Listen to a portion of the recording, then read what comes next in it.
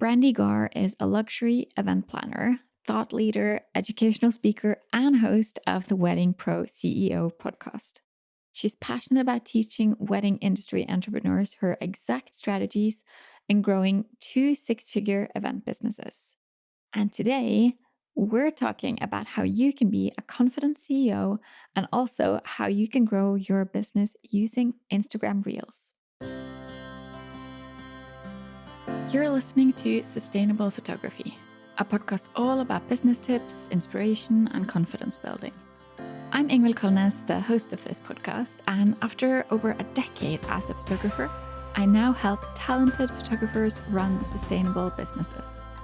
And for full transparency, you should know that I'm a mentor with paid offers, and I will probably mention some of those in this episode. Hi, Brandee. Welcome to the podcast. Thank you so much for having me. I always love getting to talk all things reels. So I'm excited to be here. Yeah, me too. And I'm just so curious to get to know you better. So I want to know about you and your background and how you got into being an entrepreneur and business coach. Yeah. So I actually started my wedding planning business in Orlando, Florida, almost 16 years ago now, which feels insane to me. But I started after being a corporate event planner and really found success quickly. I don't take that for granted, but we kind of exploded very, very quickly. I think it had part to do with the fact that I was of the marrying age myself. So a lot of our friends were getting married and things like that. And really just kind of taking quick action. But about 7 years into our business, I kind of started to feel, not kind of, I was completely overwhelmed by really the success that I kind of had always wanted. And so it just felt like every single decision I had to be part of. And so there was this overwhelming feeling of I could never take a break from my business, not even a vacation, but even just a couple hours, because everything that happened in our business had my fingerprints on it and I had to be part of it. And I started to think, this is not what I want for the rest of my life. This can't be what it feels like to finally get the success. I started really kind of trying to figure out, okay, there has to be a better way to do this.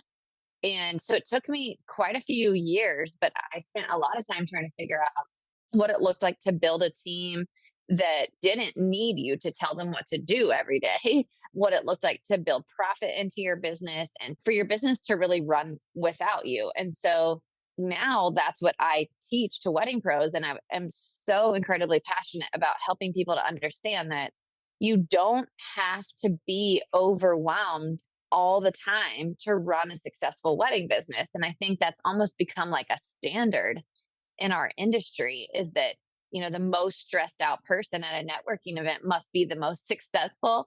And I'm just determined to break that stigma. So I love getting to teach wedding pros how to build their business that way and how to pay themselves and to be profitable and to take vacation from their business to grow multiple revenue streams. And so it's just been really exciting. Yeah, it sounds it. And I'm sure so many people can relate to that whole, I have to do all the things. If I don't do it, then, it doesn't really count if someone else does it for me. And I'm supposed to work 24/7. I'm a wedding photographer, so I can't take any weekends off during the summer, all those things. And it's ruining so many businesses. Yeah, it really is. And, it's not sustainable. It's so surprising to me.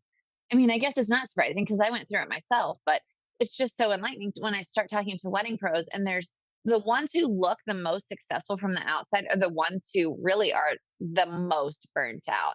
And it's just because there's no light. Like they're kind of like, I can't stop juggling all the balls or they're all going to fall down around me. And I remember that feeling so well. And it's just so important to realize that that's just not sustainable long term, nor would you want it to be. I mean, do you really want to miss out on so much with your family and your friends to run a business that doesn't even pay you? It just doesn't make sense.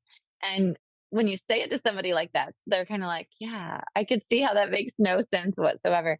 But yeah, so it's a really fun journey. I really enjoy getting to see my students' eyes kind of just light up when they realize, wow, it can be different. And this feels so great. I can. And I also think that it's important to note that you don't have to start out in that overworked way where you're not charging. You're allowed to start off and do things, I almost want to say the right way, but in a sustainable way. You don't have to burn yourself out before you make a switch. 100%. Yeah, the ideal situation would be that you build your business from the beginning without the overwhelm and paying yourself. But I know that there's so many wedding pros who are like, okay, now I'm in it and I'm stuck in it. And now what do I do? So, yeah, it's a fun journey. Yeah, definitely. So you've thought a lot about what a sustainable business isn't, but what do you think it is? How does it look and what does it take to run a sustainable business? Yeah, that's a great question. I think a sustainable business requires that you, as the CEO, get paid a salary that has nothing to do with how many events you take. And so when I say that, what happens is a lot of times I will start working with a business owner and they're like, no, I do pay myself. And they're very, very proud of that. As am I. I'm like, hey, listen, first step is the fact that you pay yourself at all. The challenge is that their salary is tied to the number of events they personally take.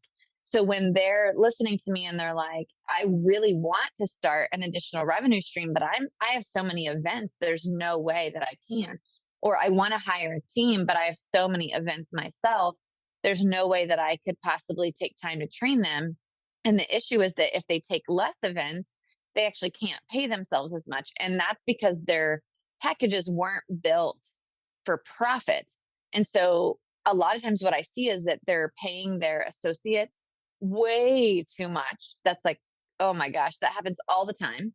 And so there's no money built in to pay them just to be the business owner. And I say just, but like as the business owner, you have such a huge role. You have to do the marketing, the networking, the insurance, the team building, like there's so much, the HR, the payroll, there's so much that goes into that. And we forget to pay ourselves a salary just for doing that. And so a sustainable business is one that pays you to be the business owner. And then if you also still want to take weddings, that's great. You can pay yourself even more for taking those weddings. But when the time comes that you don't want to work every weekend or you don't want to be on site for every event, you want to start either coaching or speaking or doing rentals or any other additional revenue stream, you have the ability to do that because you're still getting paid to be the CEO of your business outside of the number of events that you take. So I would say that's what a sustainable business is. And that's the number one thing I see that wedding pros don't do is they don't pay themselves to be the business owner. So you tie it back to having a team and multiple revenue streams. Absolutely. I tell and says they want to work with me, the very first question I ask is, do you realize that to build a scalable, sustainable business, you have to build a team? And the reason I ask that is because, listen, there's nothing wrong with being a solopreneur, but as a solopreneur, you're not building a business, you're building a job. And there's nothing wrong with that. If that's what you want to do and you want to just plan weddings or be a DJ or whatever for as long as you want to, and then at the end of that time, you close your business, that's great. But if you're a solopreneur, there's nothing to sell at the end of it. Your revenue is always tied to the amount of hours you can give to your business. There's a cap on your revenue, basically. So it's not scalable. And you can't ever take a vacation from your business. Well, I mean, obviously you can, but you're not making revenue while you're on vacation. And so that makes a big difference. You absolutely can do that, but that's not what I teach. I teach scalability and sustainability. And so to do that, you do have to have a team. And of course, I follow you on Instagram and you talk about being a confident CEO a lot. Can you just define CEO and scaling for us, please? Yeah. So I think that there's a big difference between, I always liken it to saying it's when you go from being a player to a coach. That's really what that CEO role is when you first start your business, you are a solo and then you might add a team member, but you're still very much in it. I think about it like a baseball team. It's like you're still playing second base, you're still covering second base. At some point, you've got to leave the field and you've got to be the coach. And that means that the bigger your team gets, the more your focus needs to be on training them and on growth of your business, on being more that coach role where you now know the strengths and weaknesses of all your players, who to put where on your team. You need to be able to see what the other team is doing. Like, you need to be able to see your competition. You need to be able to see what's coming next, what growth opportunities are coming, what social media platforms are going to need your attention next. So, really, when you step into that CEO role, there's a really huge mental shift where you go from being that player and being involved in the day to day all the time to really seeing your company from a top down perspective and being able to see where you need to add a team member or where you need to really focus more efforts for growth.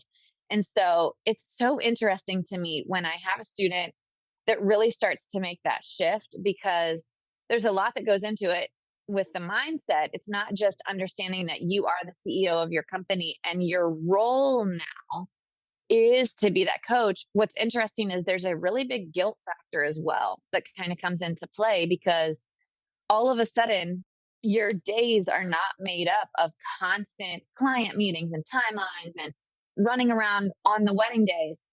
Your days start to be made up of networking events or white space on your calendar to actually like dream and vision and plan, or you're doing financial planning. And so you start to feel less busy and more productive. And that's the goal. But there's a guilt factor that comes in where you think, oh, well, I'm not doing enough.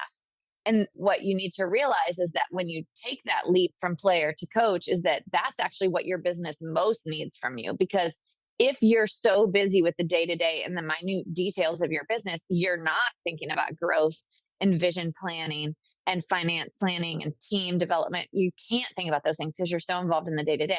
But there is this really, really big guilt factor that I've seen with every single one of my students, and myself included, that you go from being busy to being productive, and it feels like you should still be busy, but you shouldn't. Yeah, that busy, that is such a, I don't know, it's like a lot of people think that that's what they should be. They just have to be busy, and they look at others and they see that they're fully booked and they think like, oh, wow, I want that to be me as well. And they think that fully booked means that their calendar is completely full. And I think that's such a dangerous road to take, because before you know it, you will reach that burnout because you don't know when to say it's enough now. Yeah, you don't know when to say it's enough. And I mean, we only get one life.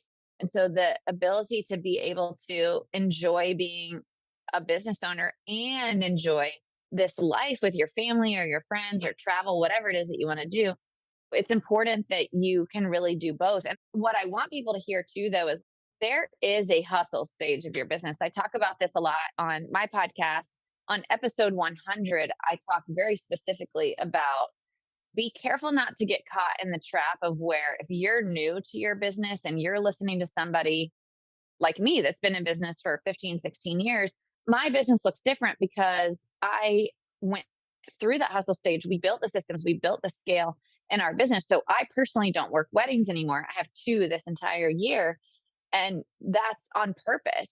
But I mean, I had to hustle the hell out of my business, in the beginning. And so, really, it's important to understand what stage you're in so that you don't compare where you are to somebody else that's in a different stage. I think that there's a lot of coaches online, and myself included. I try to be careful about this, but that say, yeah, I don't work weddings anymore. Like, I don't go on site anymore. I don't take clients anymore, but I'm in a different stage. And so I try to be really careful about telling people that are in, that first 5 years of business. I'm like, listen, you should be everywhere. Like, you should be everywhere. Every minute of your time should be on growing and scaling your business. And so I think there is definitely a stage of business where you should be hustling and you should be hustling hard. But then you need to get into that CEO phase where you start to phase yourself out of the day to day and start focusing on growth. Yeah. So if a photographer wants to do better in their business, how do you think that they can succeed? How can they make it? So tell me more about better. What would you define as better? Because I think it's different, right, for everybody. It is better. I'm thinking of making more money, because a lot of photographers, they are barely getting by, constantly working, I would say undercharging, and not really feeling that they can turn down the work that they don't really want to do, but they just think like, oh, it's work, so I have to say yes. I think the first thing that I would tell any wedding pro, so photographers, this is a great example. but really for any wedding pro, the very first thing I work on with a student is your packages and profitability. And the reason for that is because more often than not, what I see is that your packages are not built for profit. You kind of like shop some other people in your market and you heard what other people were charging and you were like, yeah, that sounds good. I'll charge that or slightly less or slightly more based on what you wanted to do. And so you never really looked at your packages to see if they were profitable, how many hours you were spending on that. And so what I end up seeing is that a lot of times your base level package, like your most commonly booked package, is actually fairly profitable. But your higher end packages are your least profitable. And what I find funny about that is that the reason that happens is because let's just say, for instance, that your base package was, I don't know, $3,000 and your highest level package was $10,000 or no, let's just say it's 6,000, right? And you're like, oh, I want that $6,000 package. I want that one because that's double the money, right? Well, when you break it down to how many hours you spend on each of the packages, not just your shooting time, but all the editing, all the things that you include in the package, because your big package usually includes like album credits and things like that, you're actually making significantly less than you would if you just took the $3,000 package. More often than not, I see that across the board with wedding pros. And I find that funny because what the problem is, you try so hard to book that higher end package, but you're making less money. You're making less money per hour. And so then at the end of a busy season, you're like, why is there no money in my bank account? Well, because you didn't charge enough and you don't have enough hours in the day. So it's really, it comes down to looking at all of your packages, knowing what you're billing out at an hourly rate, knowing exactly how much time goes into each one, how much cost goes into each one. And I break that down with my students very first thing. Like it's the first thing we always work on because if you don't have profitability, there's a lot that can go wrong with your business. And that's really needs to be the first focus. So when any wedding pro says that to me, and especially a photographer, I would say to you, let's look at your profitability. Let's make sure that each of your packages is profitable in the same way. And then let's scale up from there. Once you know that each of your packages has the same profit coming off of it, no matter what, then it doesn't really matter what package you book. And so you're not pushing so hard to book that higher end package. It really doesn't matter which package you book. So, and then the other thing I would say is that, especially because photographers, it's a creative art, right? A lot of photographers are like, well, I have to be the one that's shooting. I have to be the one that's shooting. And I 100% disagree with that. I see photographers all the time that have associates that work really well within their brand. And I think that's a great way to train up other photographers, to train them on exactly how you shoot, how you edit, and to really build up a successful brand. So I think that associate photography is a must. Is a must. Yeah. Yeah, it's really interesting to hear your perspective because I don't think a lot of people think like that. I think that I especially hear this a lot because I talk about outsourcing editing because I think that's something that will free up your time so much.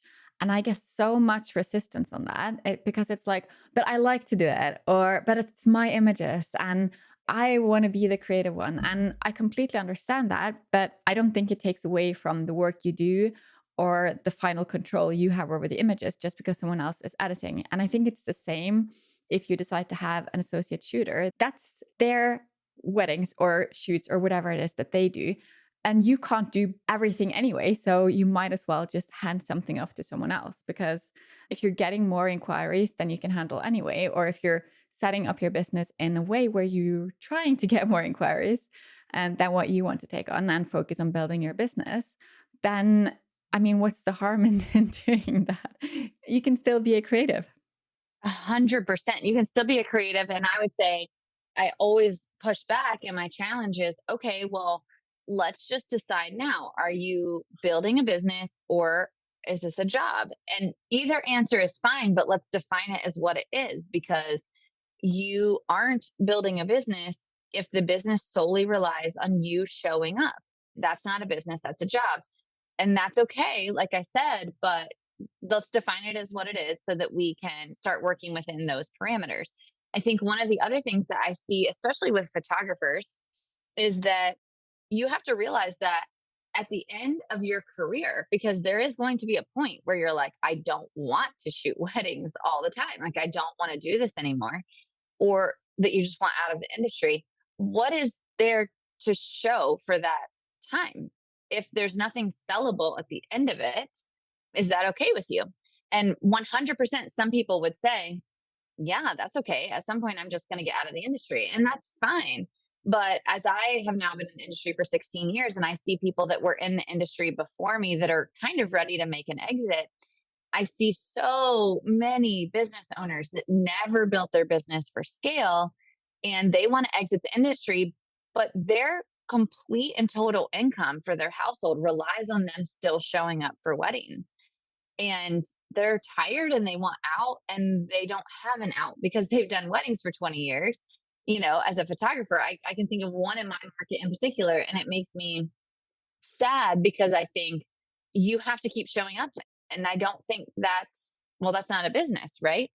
So I really want you to think about that. And as a young photographer, you don't think about the end of your career. You don't think about when you're going to want out, but there will be a point where you don't want to continue showing up for weddings. And so you have to build that associate photography program.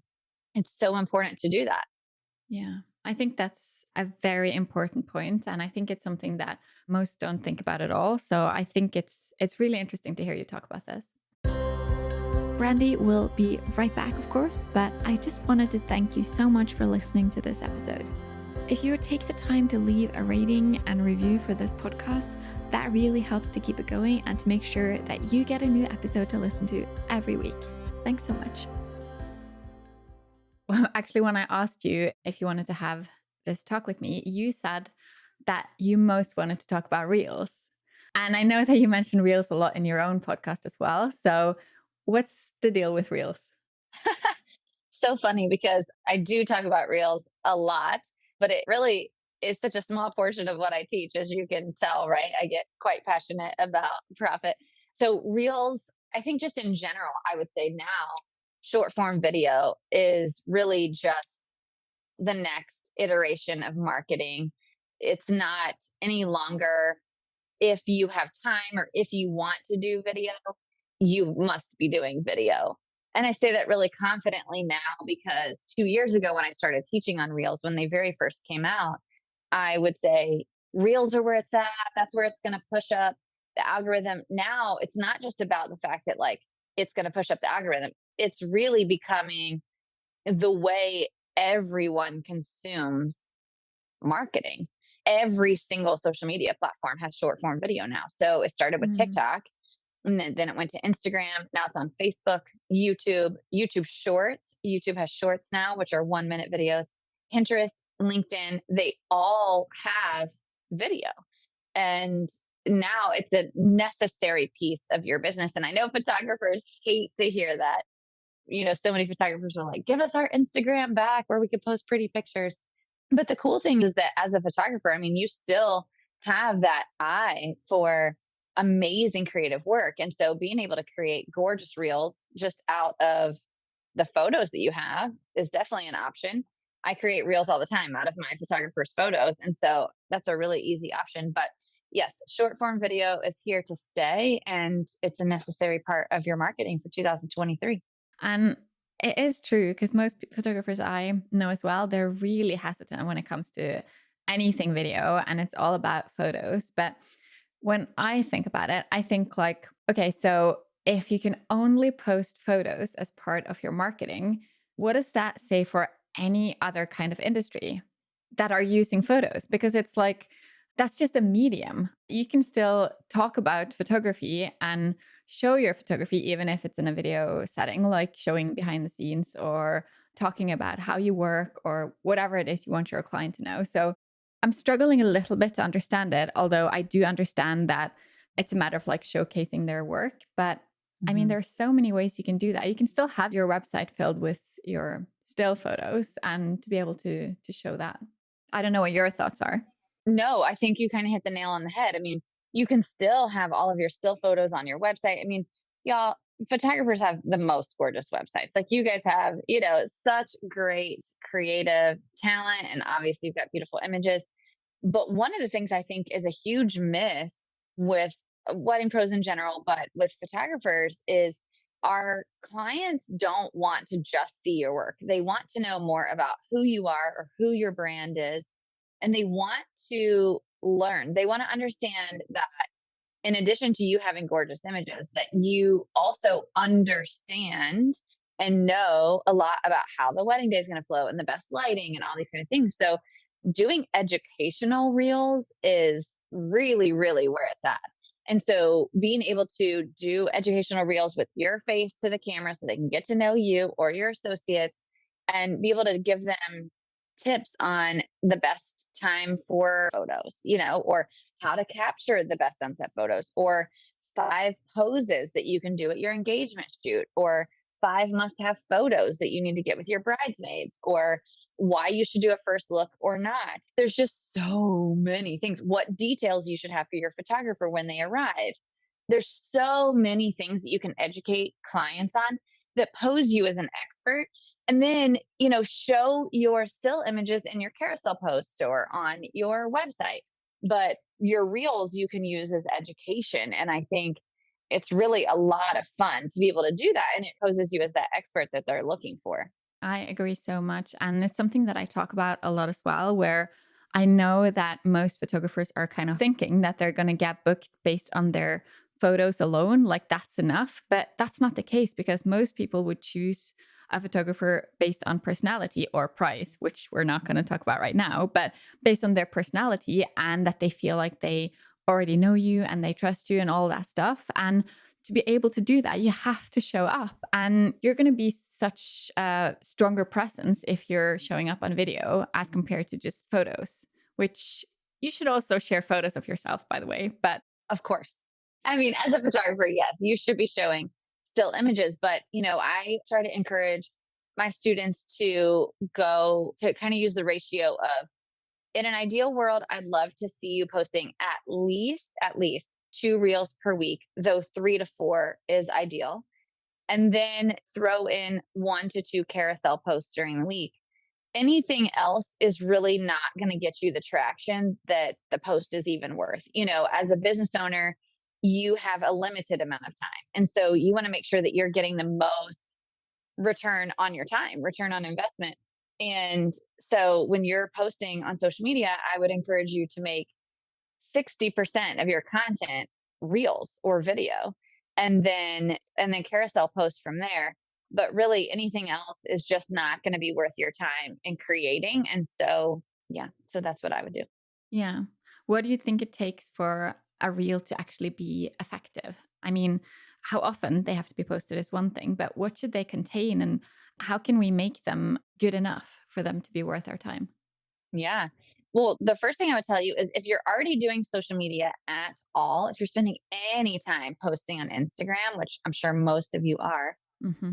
I think it's about 20%, but you're going to get about a 20% or more return from any reel that you post. Even if it's not good, you're going to get way more return from that reel than you would get from any other post you're putting on your platform. So the first thing I would say is just because you make it a reel, just because you post a reel, you're going to get a better return than even the time you're spending there now.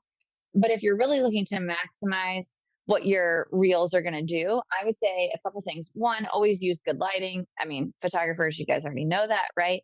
So don't post junky lighting, pictures or video. Always make sure you have good lighting. Have fun with it. I think that's really, really important. Have fun with it. And the last thing I would say is to post as much educational content as you can. It's really surprising to me how much better educational content does than like gallery sharing. I do think that there's a time and a place for gallery sharing. I would say once a week, we probably post a reel that is mostly just pictures, right, from a real wedding. But for the most part, we're posting educational content. We want to educate our audience and be known as the person who can fill the pain point because at the end of the day, the only reason you should be posting on any social media platform is to increase your business. If you can increase your sales from that platform, that's what you want to be doing. And what is sales? Sales at the end of the day is you being able to provide a solution to someone's pain point. That's sales. So, what you want to do is you want to pose yourself as the expert that can provide the solution to their pain point. And they want beautiful images. So, how are you going to do that? Really just think about What are the questions your clients are asking you all the time? Should I do a first look? What time should my ceremony be? Should we do family photos before the ceremony or after the ceremony? Should I have an even number of bridesmaids and groomsmen? I mean, stupid questions that they ask us all the time, right? And not stupid, but they're the same questions over and over. And so think about those questions and just answer them in a reel. Yeah. So those are the kind of things that you want to think of when you're trying to come up with real ideas. Just try to think of, okay, what are questions I'm being asked? What are hesitations that my clients are having before they're ready to book me? Is that the kind of things that you consider pain points and to be kind of like real opportunities? Yes, absolutely. There's a couple different ways I would tell you to never run out of content. One of them is to have a note in your phone.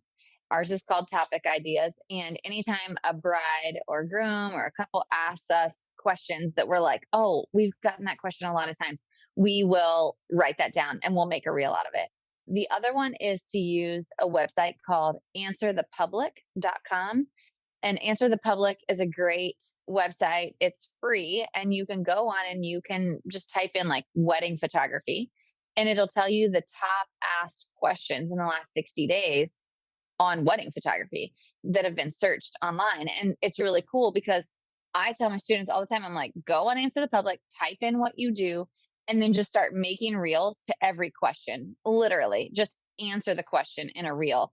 And that's being searched. So it's going to help you come up in search really easily. So I love Answer the Public as well.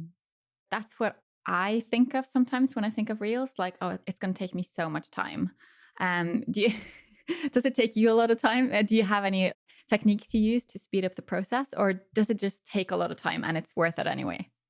No, I would tell you it shouldn't take a lot of time. I only teach how to make reels that take you 5 minutes or less. So there's so many fun reels out there that have all these transitions and all these things. And I think those are fun.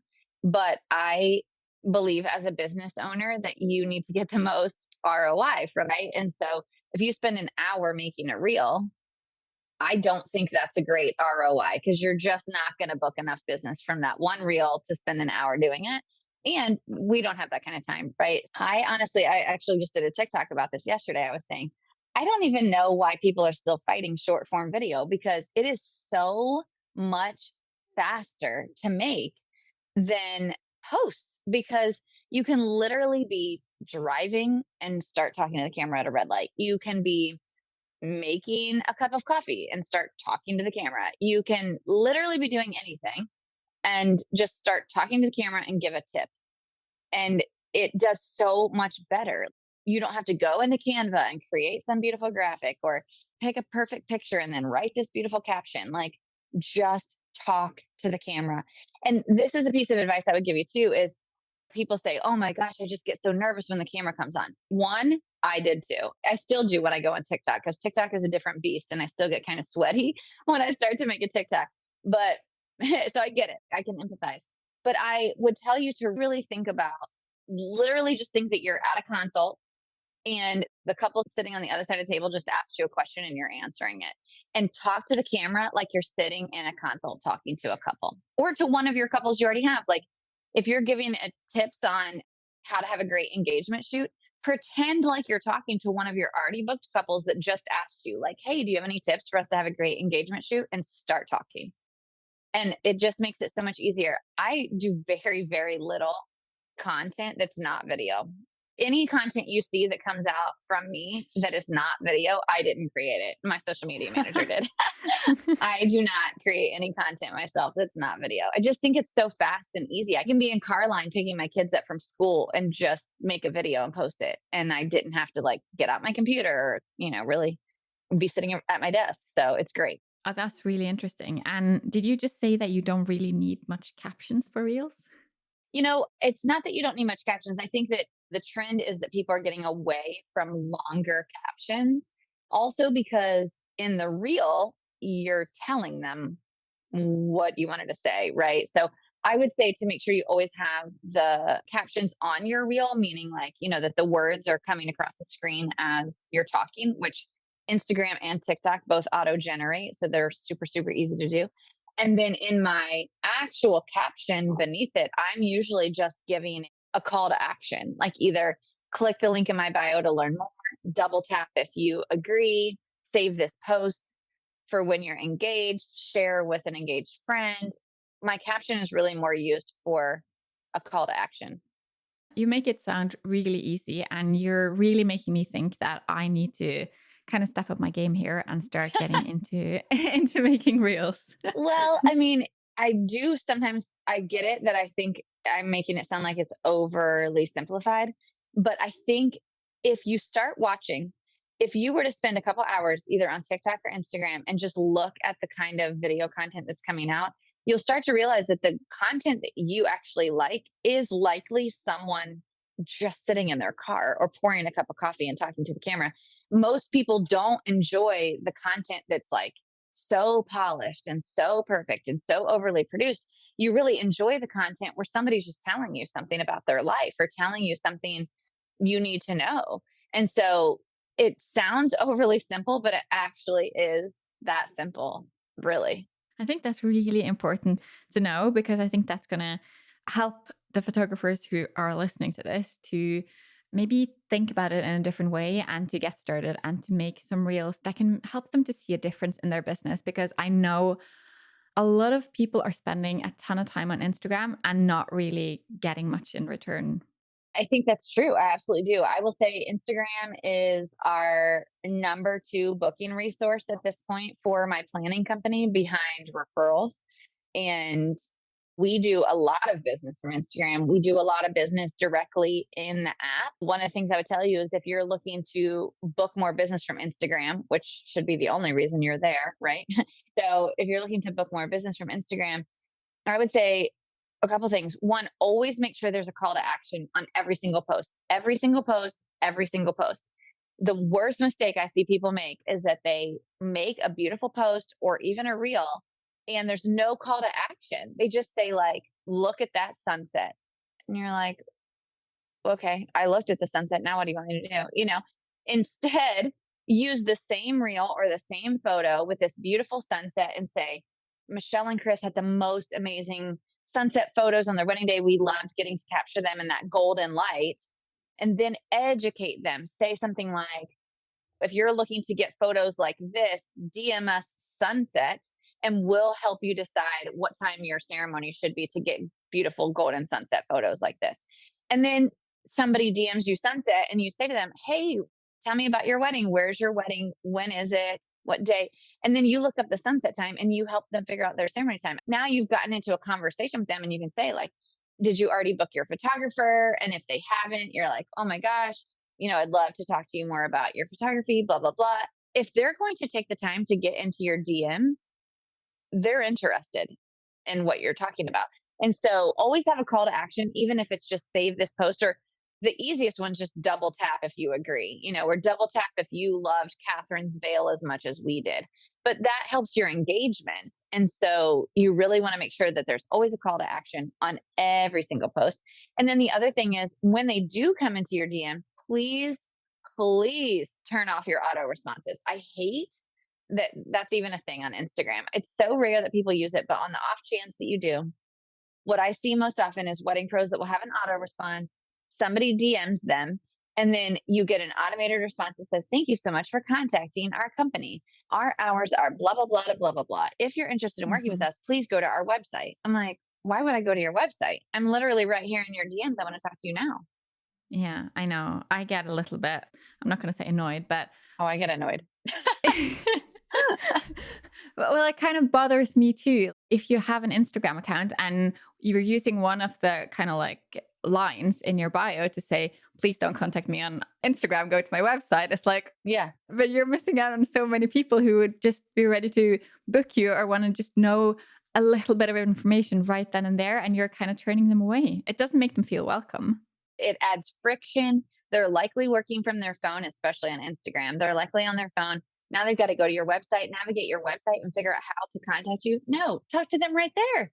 And the cool thing about Instagram is in your DMs, you can add a link, you can voice memo. Oh my gosh, we love the voice memo feature. Like, it's the best way to say, let them hear your excitement. Let them hear you say, "Oh my gosh, I'm so excited that you're planning your wedding. Tell me about how you got engaged," or "How did you choose your venue?" or "What made you pick this date?" Like, let them hear your excitement in your voice. It goes so far. And then let them book a consult with you right there in the DMs. Like, why do they have to go to your website? Just let them book a consult or have a consult right there in the DMs. We've done that too. So it's pretty fun. Yeah, yeah, it sounds great. And I know that a lot of people will have heard a lot of things that they can take away with them after hearing you talk about this. So I really appreciate that. And I want to ask you what you would recommend doing to build a sustainable business. Yeah. So I would say I would first look at your profit. So we talked about that. I would look at your profitability. I talk about profit a lot on my podcast. So I would say come over to the Wedding Pro CEO podcast. I have several episodes very specifically about how to know if your packages are profitable, how exactly to break them down. So I would say the first thing I would do is make sure that you're making enough profit to pay yourself as the business owner, as the CEO, regardless of how many weddings you do personally. And then the second thing I would say to do is to start looking at what it would look like for you to build a team. What's the first step that you need to do? And it's different for everybody. It might be that you outsource your editing, it might be that you outsource your social media, it might be that you go ahead and bring on an associate photographer or a studio manager. Like, there's lots of different things that you could do, but that's different for everybody. And so, yeah, those are the first steps I would do. Yeah, perfect. That sounds great. So you've given us so much advice and it's been really great. So I'm sure that whoever's listening wants to keep learning from you and to hear your podcast. Where do they go? Yeah, absolutely. So my podcast is called the Wedding Pro CEO podcast, and it's for all wedding pros and it's all business related. So we talk about the business of your business and how to become the CEO, how to build a sustainable business with scale without the overwhelm.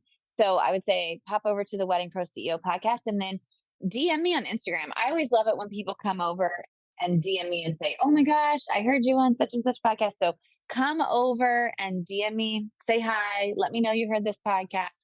And yeah, I'd love to start a conversation. Perfect. I'm going to be sure to link to all of those in the show notes so that you're easy to find. Great. That is awesome. All right. Well, thank you so much for having me. This was really a fun conversation. I hope that your listeners get a lot out of it and start making reels. I'm sure that they will. Thank you so much, Brandee. Of course. Thank you. You just listened to an episode of Sustainable Photography. Please share this episode with a photographer you care about.